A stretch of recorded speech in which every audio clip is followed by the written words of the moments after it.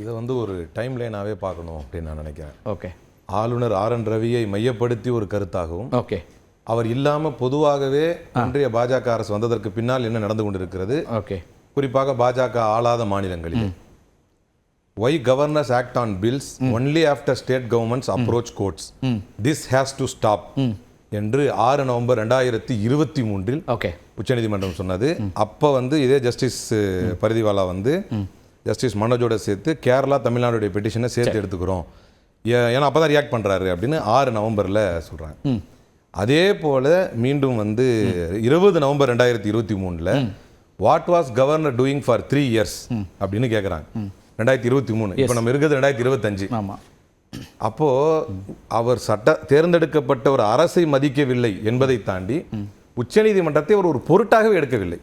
அப்படிங்கிற பட்சத்தில் தான் இப்போ ஏன் வந்து 142 பயன்படுத்துகிற நிலைக்கு உச்சநீதிமன்றம் சென்றது என்பதையும் நம்ம கவனிக்கணும் இல்லையா? இப்படிப்பட்ட அதிகாரம் ஏன் அதற்கு தரப்பட்டிருக்கிறது, எது போன்ற சூழ்நிலைகளிலே அதை அது பயன்படுத்துகிறது அப்படின்னு ஒரு முக்கியமான செய்தியாக இருக்குது. அட்டர்னி கிட்ட வந்து கேட்டாங்க, the governor says he has disposed of these bills on November 13. November 13, அதாவது அவங்க 6 நவம்பர் கேட்டதுக்கு பின்னால நவம்பர் 13 தான் டிஸ்போஸ் பண்றாரு. அப்போ அவர் கன்சர்ன் இஸ் தட் அவர் order was passed on November 10. These bills have been pending since Jan 2020. அப்போ நாங்கள் கிடுக்குப்படியா ஒரு கேள்வி கேட்ட உடனே இதிலிருந்து தப்பிப்பதற்காக அவர் இப்படி பண்றாரா? எப்போ இந்த கேள்வி எல்லாம் it means the governor took the decision after the court issued notice அப்படின்னு அப்போ கேட்குறாங்க. அப்போ இது 2023 நடந்துகிட்டு வருது.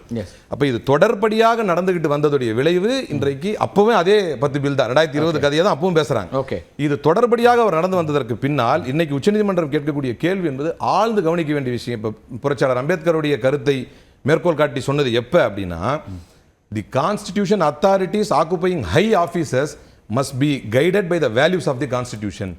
அப்படின்னா ஆளுநர் அரசமைப்பு சட்டத்துக்கு உட்பட்டு செயல்படவில்லை அப்படின்னும் போது அரசமைப்பு சட்டத்துக்கு உட்பட்டு தன்னுடைய அதிகாரத்தை உச்சநீதிமன்றம் பயன்படுத்த வேண்டிய கட்டாயத்திற்கு தள்ளப்படுகிறது. ஒரு ஆளுநராக இருந்து கொண்டு அதிமுக நடத்தக்கூடிய ரெய்டு நடந்து கொண்டிருக்கக்கூடிய ஒரு கல்லூரிக்கு செல்கிறார். அப்போ பத்திரிகை முதற்கொண்டு எல்லாருமே வந்து என்ன ஒரு பேரம் பேச போறீங்களா, அதாவது கூட்டணி பேரம் சம்பந்தமாக பேச போறீங்களா என்று கேள்வி எழுப்பினால் அதை பற்றி எந்த கவலையும் அவர் கொள்வதில்லை. மாணவர்களுடைய இதை கேட்கிறாரு, ஓட்டர் ஐடியை கேட்கிறாரு, மாணவருடைய ஓட்டர் ஐடியெலாம். அதுக்கப்புறம் அதை பற்றி இஷ்யூ வந்த பிறகு அப்படி ஒரு இதே நாங்கள் கொடுக்கல, அப்படி ஒரு அறிவிப்பே நாங்கள் தரலை அப்படிங்கிறார்.